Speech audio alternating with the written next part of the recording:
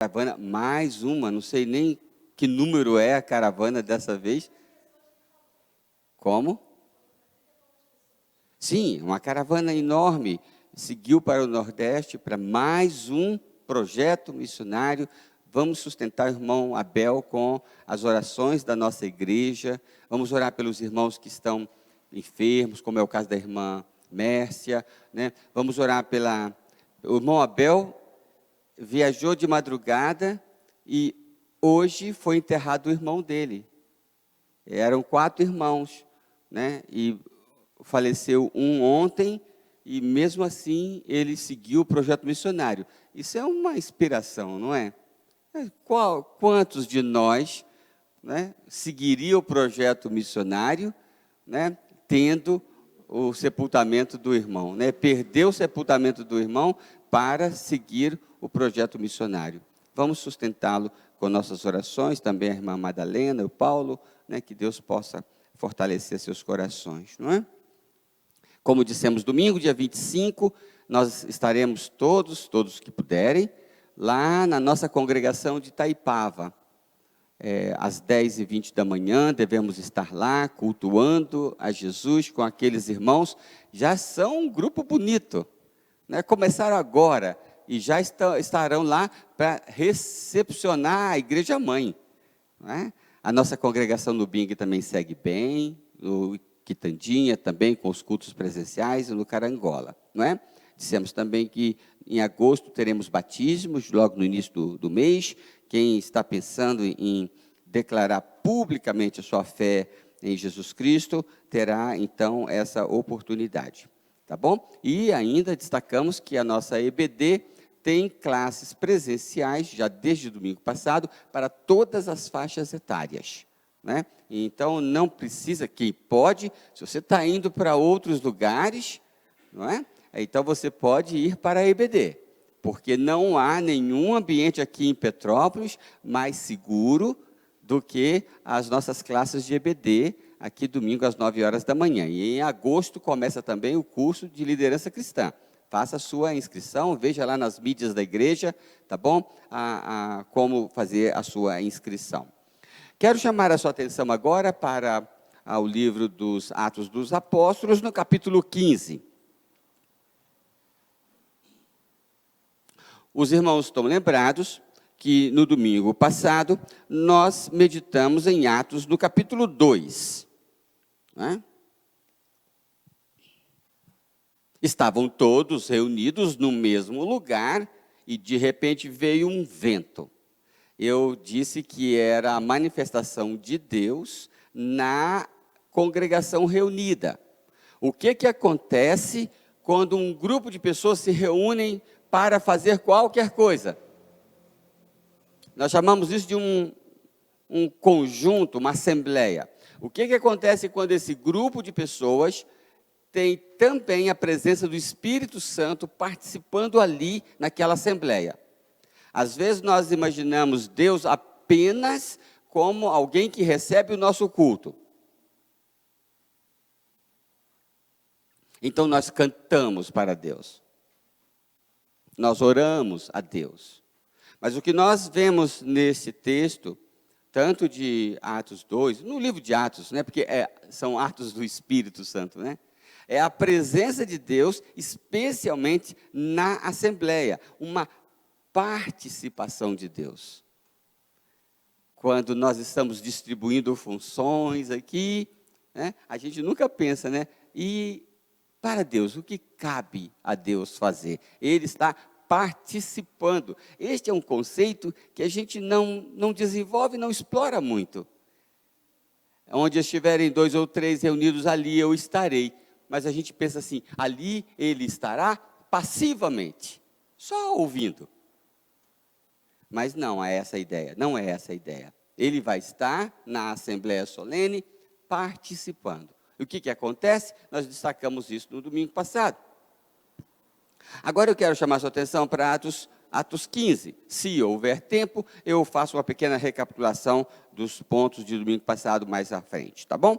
Mas vamos lá, Atos 15. Alguns homens desceram da Judéia para Antioquia e passaram a ensinar aos irmãos o seguinte: se vocês não forem circuncidados, conforme o costume ensinado por Moisés, não poderão ser salvos.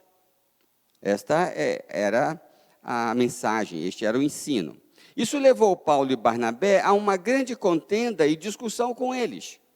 Paulo e Barnabé, então, passam a discutir com estes homens que desceram para Antioquia, porque discutia, questionava o ensino que eles estavam fazendo, né?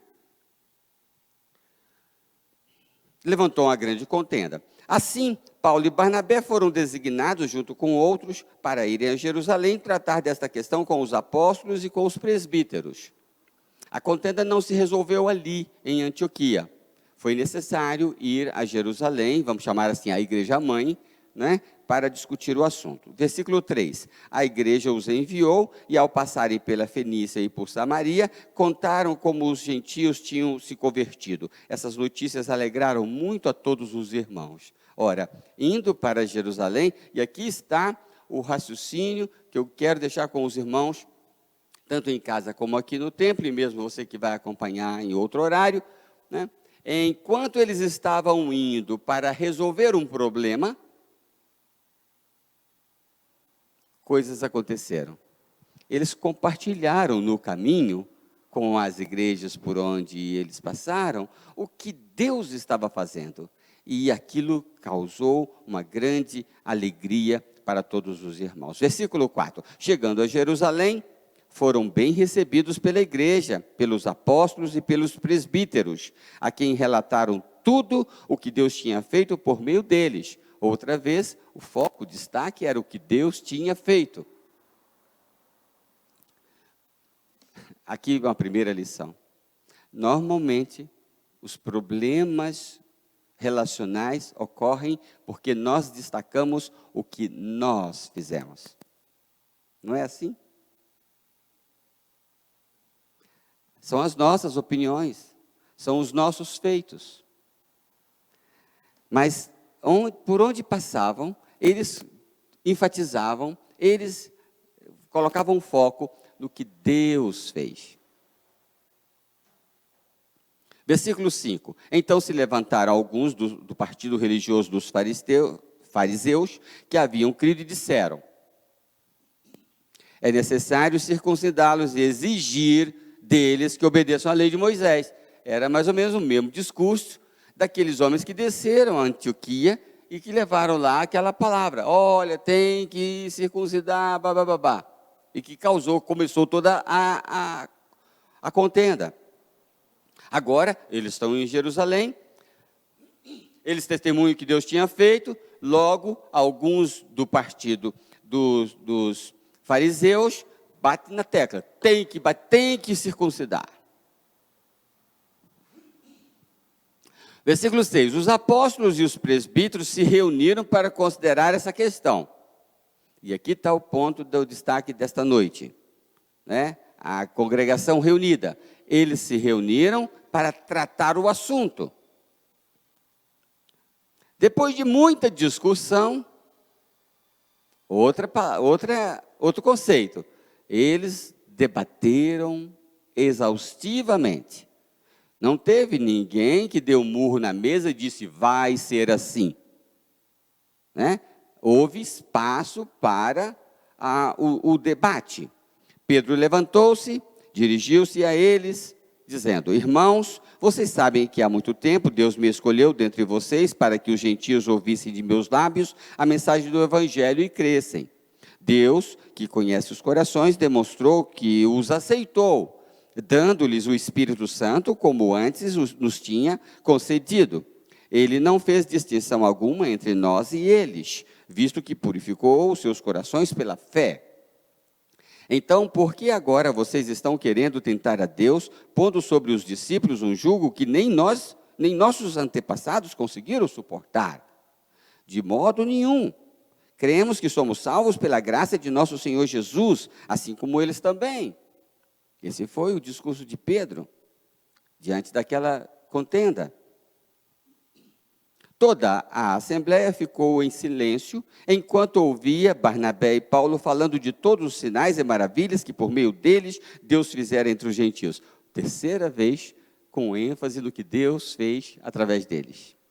Isso é muito lindo. E outra vez diz que a congregação ficou em silêncio.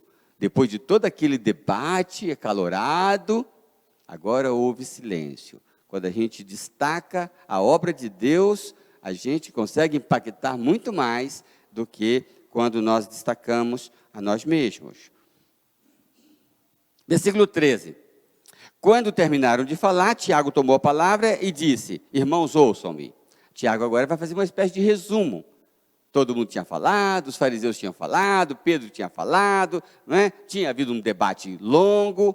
Agora, Tiago, um líder da igreja, ele fazia tipo um papel do pastor, moderador, ele dá um resumo. Se fosse o Juraci Bahia, ele dizia: meus irmãos, eu estou entendendo que o grupo está indo nessa direção. Não é? Mais ou menos assim. Então, quando terminaram de falar, observe, quando terminaram de falar, né? Tiago não cortou a conversa e falou: já chega, está na hora de dormir, né? Se fosse o pastor Juraci, se fosse 10 da noite, parava a conversa porque estava na hora de dormir, né? Quando terminaram de falar, Tiago tomou a palavra e disse: irmãos, ouçam-me. Simão nos expôs como Deus no princípio, voltou-se para os gentios a fim de reunir dentre as nações um povo para o seu nome. Concordaram com isso as palavras dos profetas, conforme está escrito. E aí Tiago fundamenta biblicamente a conclusão ou a leitura que ele estava fazendo. Aí ele cita a palavra de Deus. Depois disso voltarei e reconstruirei a tenda caída de Davi, reedificarei as suas ruínas e a restaurarei, para que o restante dos homens busque o Senhor, e todos os gentios sobre os quais tem sido invocado o seu nome, diz o Senhor, que faz estas coisas, conhecidas desde os tempos antigos. Portanto, julgo que não devemos pôr dificuldades aos gentios que estão se convertendo a Deus. Ao contrário, devemos escrever a eles, dizendo-lhes que se abstenham da comida contaminada pelos ídolos, da imoralidade sexual, da carne de animais estrangulados e do sangue. Pois desde os tempos antigos, Moisés é pregado em todas as cidades, sendo lido nas sinagogas por todos os sábados. Na sinagoga todos os sábados. Então os apóstolos e os presbíteros com toda a igreja, observe aqui, com toda a igreja decidiram escolher alguns dentre eles e enviá-los a Antioquia com Paulo e Barnabé. Escolheram Judas, chamado Barsabás, e Silas, 2 líderes dentre os irmãos. Com eles enviaram a seguinte carta aos irmãos, apóstolos e presbíteros: aos cristãos gentios que estão em Antioquia, na Síria e na Sicília, saudações. Soubemos que alguns saíram do nosso meio sem a nossa autorização e os perturbaram, transtornando a mente de vocês com o que disseram. Assim concordamos todos. Observe essa frase. Assim concordamos todos em escolher alguns homens e enviá-los a vocês com os nossos amados irmãos Paulo e Barnabé. Homens que têm arriscado a vida pelo nome do Senhor Jesus Cristo. Portanto, estamos enviando Judas e Silas para confirmarem verbalmente o que estamos escrevendo. Pareceu bem ao Espírito Santo e a nós não impor a vocês nada além das seguintes exigências necessárias: que se abstenham da comida sacrificada aos ídolos, do sangue, da carne de animais estrangulados e da imoralidade sexual. Vocês farão bem em evitar estas coisas, que tudo lhes vá bem. Uma vez despedidos, os homens desceram para Antioquia, onde reuniram a igreja e entregaram a carta. Os irmãos a leram e se alegraram com a sua animadora mensagem. Os irmãos, então, lá que receberam a carta, leram a carta e se animaram com a mensagem que receberam. Judas e Silas, que eram profetas, encorajaram e fortaleceram os irmãos com muitas palavras. Observe aqui, meus irmãos, no versículo 28, pareceu bem ao Espírito Santo e a nós. Este é o destaque que eu quero fazer. Uma congregação reunida, uma congregação que debate, uma congregação que discute, uma congregação que aprecia uma matéria e chega a uma conclusão que pode ser assinada na ata. Pareceu bem ao Espírito Santo e a nós. Já imaginou isso? Você consegue imaginar essa cena, esse cenário? Pareceu bem ao Espírito Santo e a nós. As nossas decisões como assembleia podem todas ser assinadas com esta frase: pareceu bem ao Espírito Santo e a nós. Eu quero deixar então com os irmãos esta reflexão. A igreja, ela é a soma da participação de todos nós. Há dois erros aqui que podemos cometer. O primeiro, de nós nos omitirmos. Ah, pastor resolve. E agora o pastor pode ficar fora um tempo, né? Ou um tempão, né? Como é que você não vai participar? Você não vai se envolver? Você não vai se informar? Tem que participar. Tem que procurar saber. Você conhece os assuntos da igreja? Você conhece os debates da igreja? Tem que se envolver, tem que saber.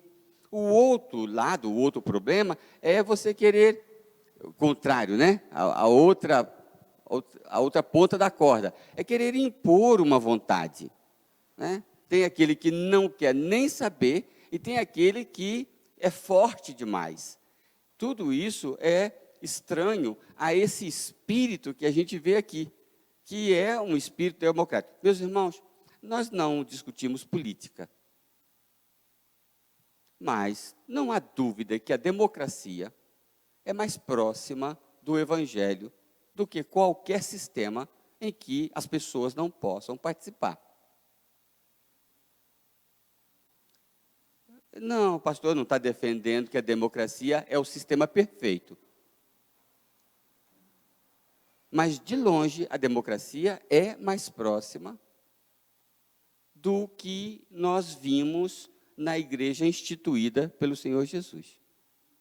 Eles discutiam, eles participavam, todos participavam. Eles resolviam problemas numa espécie de colegiado. Essa frase do versículo 28, pareceu bem ao Espírito Santo e a nós, ela é muito forte. E nós precisamos, agora como cidadãos, devemos participar para que haja cada vez mais participação concreta das pessoas. Há um debate aí, vocês conhecem muito bem, sobre as urnas, como é que fala? Voto auditável. Vamos só imaginar um cenário. De longe não estou afirmando que é assim. Mas vamos imaginar um cenário de que nas eleições o que acontece seja só um faz de conta. Que o voto que você coloca na urna não influencia em nada. Que seja só um cenário de faz de conta. Isso seria um problema? Na hipótese de esse cenário ser verdadeiro? Faz diferença se o voto das pessoas é contado ou não? Isso faz diferença? Claro que faz. Não estamos dizendo que o povo sabe escolher. Nós tivemos um debate muito grande por décadas, né? E havia um discurso, né? O povo não pode votar porque o povo não sabe votar. Era um slogan, era uma ideia, um raciocínio definitivamente estranho à democracia e até mesmo estranho ao que a igreja primitiva praticava. As pessoas precisam participar, né? Precisam aprender a participar. Por isso que devemos ensinar os nossos filhos a participarem. No dia da eleição, devem ir e devem votar. O pastor vota, né? Cada membro da igreja consciente deve votar, deve participar também no condomínio. Também na associação, na reunião dos pais na escola. Ela é bambambam aí, alta autoridade aí da educação, né? Eu tenho certeza que ela defende que as famílias devem participar dos assuntos da escola, deve haver participação. Essa passividade, deixa que acontece, deixa que... Isso não é bom, isso é ruim. É ruim em todos os níveis. Devemos participar, mas não devemos achar que a nossa ideia, o nosso voto, o nosso candidato, é um negócio assim, sagrado, né? Eu estou com Deus e o resto tudo está contra Deus, né? Todos os que discordam de mim são contra Deus, e os que concordam comigo são de Deus, né? Então, os que concordam comigo são os mocinhos, e os que discordam de mim são do diabo. Isso não faz sentido, não faz sentido. Né? Por que não faz sentido? Porque parece que a coisa está sendo conduzida para a participação. Não é? Então, a gente resolve os problemas debatendo, discutindo, trazendo, colocando luz em cima do assunto, não é? Colocando Bíblia, como fizeram aqui. Olha, Deus fez, Deus confirmou, Deus falou comigo também. A palavra também levantou Tiago, a palavra também confirma. E aí eles chegam à conclusão, diante dos testemunhos, das evidências, das opiniões, dos debates. Eles concluem da palavra de Deus, né? Estudando a palavra, eles concluem, sim, Deus está fazendo algo novo. Agora não é só essa coisa dos judeus, aquele ritual da circuncisão. Deus está trazendo todos os povos. Meus irmãos, o assunto era muito grande. Não era um assuntozinho simples, não. Porque por séculos e séculos, eles estavam com um discurso. Povo de Deus é aquele que é circuncidado. Povo de Deus é assim. E agora vem uma pessoa, né, Paulo especialmente, que se tornou uma espécie de líder, porque ele diz mesmo, né, que Deus revelou a ele o mistério, né, da inclusão de todos os gentios, de todos os povos, nessa família que Deus estava restaurando. Né? E aí a confusão estava montada, porque tinha que quebrar um paradigma. Né? Aí eu sempre fiz assim, como é que agora vai ser diferente? Não é? Há 72 anos a nossa igreja está fazendo assim, como é que vai fazer diferente? Imagina, se Deus fala para o Mário Celso uma coisa nova aqui, né? E aí, não, mas não é assim não, Mário Celso. Né? Então, essa abertura para entender que todos devem e podem participar, que a opinião de cada um é importante. Meus irmãos, eu pretendo escrever um livro sobre esse assunto, sobre o fator colegiado, como que uma ideia nesse espírito evangélico, como que as ideias caminham, como que Deus está trabalhando para fazer executar os seus planos. Ele está fazendo os seus planos funcionarem através do grupo, através do coletivo, através da assembleia, a igreja é a assembleia. Agora, é muito interessante, irmãos, que enquanto o assunto estava sendo tratado para ser resolvido, eles continuaram proclamando. Aqui eu aprendi uma grande lição, né? Diz que, enquanto eles estavam indo para Jerusalém, para discutir o assunto, eles proclamavam. E lá, eles proclamavam. A mensagem estava sendo transmitida. Eles não pararam a missão para debater e para resolver um assunto. Vamos imaginar que a gente coloca aqui em debate, se vamos pintar aqui a nossa igreja de cinza, ou bege, ou de roxo e vermelho, né? Então, vamos fazer um debate sobre esse assunto, mas enquanto nós fazemos um debate, continuamos proclamando o Evangelho, realizando a missão da igreja. Enquanto eles debatiam, enquanto estava naquele momento de debate, eles cultuavam. Eles não interromperam o culto, faz lembrar até a pandemia, né? Enquanto estão debatendo protocolos de segurança sanitária, a igreja continuou cultuando. Nós não paramos o culto, nenhuma vez. Nós não paramos. Houve um ou outro momento que nós paramos o presencial, mas nós nos movimentamos, o culto continuou. Nós não vamos parar culto enquanto resolvemos problemas, enquanto discutimos assuntos. Né? E eles continuaram o culto. Eu vejo isso no versículo 12, que eu marquei aqui. Toda a assembleia ficou em silêncio enquanto ouvia Barnabé e Paulo falando de todos os sinais e maravilhas que por meio deles Deus fizera entre os gentios. É culto. Eles escutavam a todos. Versículo 23.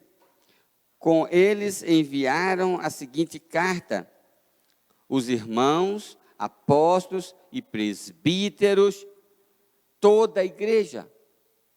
Eles tinham oportunidade para falar. Não era por causa de um problema que a liberdade de participação foi diminuída. Esse é um espírito bem dos ditadores, né? Surge um problema, corta-se a liberdade. Não. Em meio aos problemas, não se corta os debates.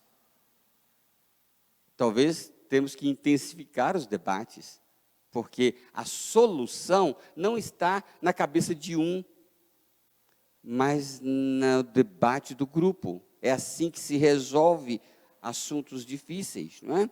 Todos participaram, inclusive, sobretudo, o Espírito Santo, para eles poderem afirmar que pareceu bem ao Espírito Santo e a nós, certamente eles sentiram Deus participando daquele debate. Eu quero fazer parte de uma igreja que eu sinta que Deus está também participando do debate. Até Deus, a gente tem, porque nós temos a cultura da nossa fé, uma parte da nossa fé é cultural, a gente aprendeu assim. A gente acha que Deus coloca tudo prontinho, só para a gente engolir, como se a gente fosse bebezinho. Uma adolescente aqui, está ali a Fernanda, né? Uma adolescente estava conversando comigo, e a gente conversando, o que você vai fazer? Estou em dúvida se eu vou fazer isso, se eu vou fazer aquilo, em termos de vocação, de faculdade. E aí eu estou perguntando a Deus, o que Deus quer que eu faça? Aí eu virei para ela e falei assim, sabe o que eu penso? Se você perguntar para Jesus, é para fazer medicina ou é para fazer engenharia? O que você acha que Jesus responderia, Mário Celso?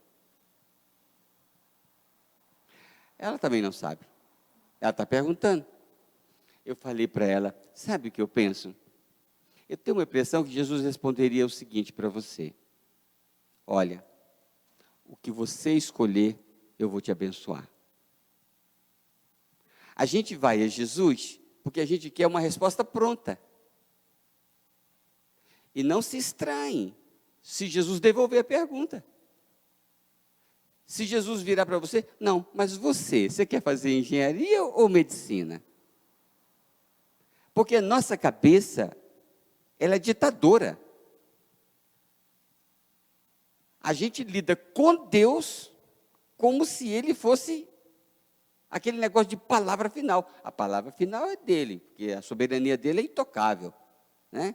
Os homens fazem planos, mas a palavra final é de Deus. Só que esse Deus, que tem todo o poder e toda a soberania para dar a palavra final, tem escolhido como forma de agir, nos dá a liberdade de conversar conosco. Ele disse, não quero tratar você como escravo. Eu não quero dar ordem e você obedece, dar ordem e você obedece. Não, eu quero tratar você como amigo. Eu vou esconder isso do meu amigo Abraão, eu vou conversar com ele, eu quero discutir com ele. Ele se permite a ouvir os argumentos de Abraão, mas e se tiverem 10, e se tiverem... Ele conversa com você. Então, ele não quer aquele relacionamento, aliás, é relacionamento? Se ele te dá tudo prontinho, quero chamar vocês de amigo, quero conversar. Conversar significa, eu quero ouvir a sua opinião também. A sua opinião importa na mesa de debate em que Deus está sentado. Não é maravilhoso que Deus nos trate assim? Nós, às vezes, diminuímos a grandeza do ser humano que Deus fez. Como diz Tiago, né? Com a boca, adoramos a Deus Pai Criador, com a mesma boca, amaldiçoamos o homem, feito à sua imagem e semelhança.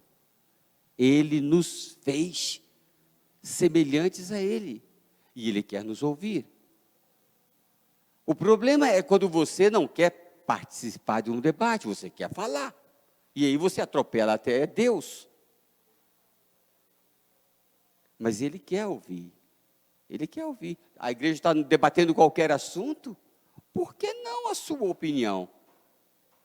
A opinião de Deus, de algum modo, vai ser incluída, somada. Isso não diminui Deus, não. Não há como diminuir Deus. Então, podemos participar, devemos participar, escutar a todos, não é? A igreja que debatia assuntos continuava acolhedora. Veja o versículo 4. Aqueles irmãos que foram, ora, aqueles irmãos estão vindo para trazer problemas. Foi assim que eles foram recebidos? Não, diz o versículo 4. Eles foram bem recebidos. Eles estavam trazendo um assunto complicado, mas foram bem recebidos. Recebemos bem as pessoas que têm assuntos controversos? Faz parte do nosso espírito? Ou só recebemos bem as pessoas que trazem assuntos que batem com a nossa opinião? Eles foram bem recebidos, né? A igreja continuava acolhedora. Eles guardavam, enquanto debatiam os assuntos difíceis, assuntos grandes, eles guardavam a unidade do Espírito, versículo 28. Pareceu bem ao Espírito Santo e a nós. Eles guardavam a concordância. Apóstolo Paulo vai dizer, sede conformes. E aí levanta um guru para dizer que toda unanimidade é burra. E a gente concorda com o guru lá, com o filósofo. Quem disse que toda unanimidade é burra? Nós podemos fechar o coração num determinado ponto. Às vezes difícil. Os jovens da nossa igreja, há algumas semanas, passaram por um momento deste. Eles tiveram que fechar o coração, unir o coração num assunto difícil. Trataram o assunto, houve choro, houve arrependimento. Eles trataram o assunto e fecharam. Ah, mas se alguém falar mal? Se alguém falar mal, vai enfrentar todos os jovens. Eles se fecharam em torno daquele irmão que precisava. Então, a unidade diz que todos acataram a decisão final. Olha que coisa linda. No final, o debate, uma discussão tremenda, e no final diz, todos acataram. Ora, não é lindo isto? E nossos assuntos são todos pequeninos diante desse aqui, não é? Então vamos pintar a igreja de roxo. A Elisângela odeia o roxo, não é? Ah, mas discutiu.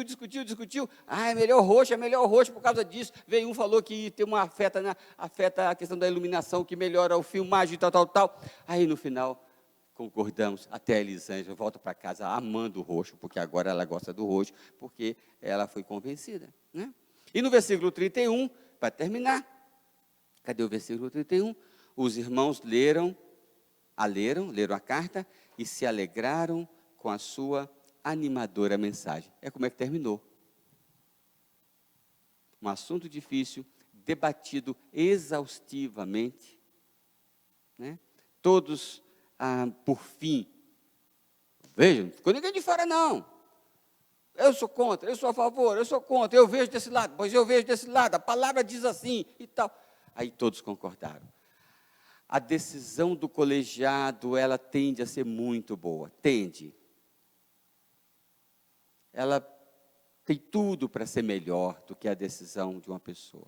Às vezes, a gente tem uma ideia lá em casa, né? Eu estou reformando a casa há 8 para 9 anos, reformando a casa, né? Cada ano a gente reforma um pedacinho, né? E a gente tem uma ideia.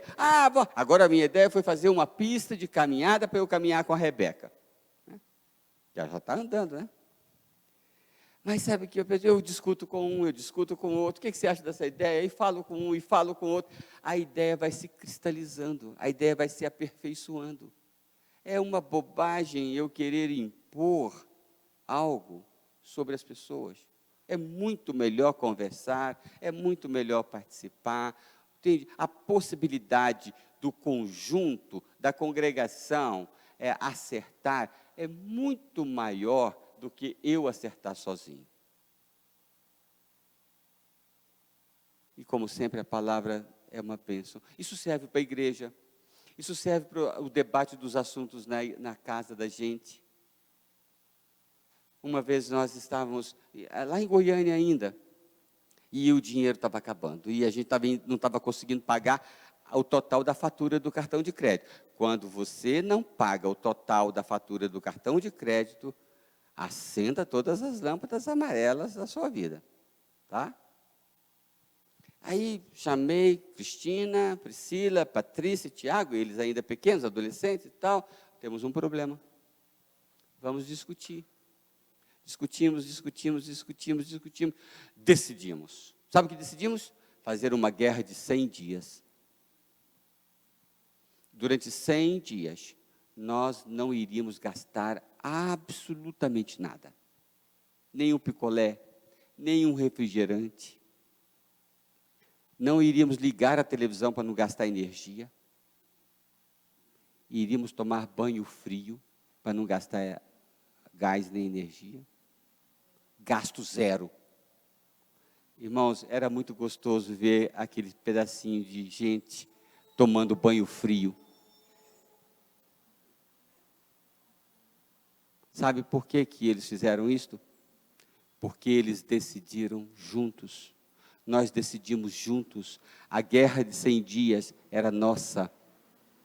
Agora, vocês acham que teria essa beleza se eu chegasse? Nós estamos com problema financeiro. A partir de agora, pá. Funcionaria? Talvez, um dia, ou 2, não é? Mas não era um propósito do grupo. Meus irmãos, que segura uma igreja unida num propósito? O que pode segurar uma igreja? Que a gente aprenda a andar com homens. Os homens são difíceis. Eu estava até curioso, já passei do horário, né, meus irmãos? O pastor vai ficando velho. Também a pandemia já está melhorando um pouquinho os números, né? Pode começar a atrasar uns minutinhos só pouco. Né? Mas eu estava vendo aqui, alguns homens desceram da Judéia para Antioquia para perturbar os irmãos lá. Aí eu queria poupar as mulheres, né? Porque diz que aqui alguns homens. Aí eu fui lá no original, mas lá não é homem, não. Lá é um artigo indefinido, então pode ser mulher também. O ser humano é difícil, irmãos, e não escapa ninguém, nem homem, nem mulher, nem velho, nem criança. O ser humano é difícil, mas o nosso desafio é aprender a caminhar juntos. Né? E enquanto caminhamos e resolvemos os nossos assuntos, continuamos fazendo todas as missões, plantando igrejas, cultuando, adorando, orando, intercedendo, fazendo tudo. Não paramos nada, igual Neemias. Estou realizando uma grande obra, não vou parar para conversar. Né? A gente conversa, mas é trabalhando. Né? Que Deus nos abençoe. Amém? Trazei um pouquinho hoje, né, irmã? Pois é, 5 minutos lá, ó. 6. Louvamos a Deus pela vida do nosso pastor, pela palavra compartilhada, pelos ensinamentos que recebemos nessa noite.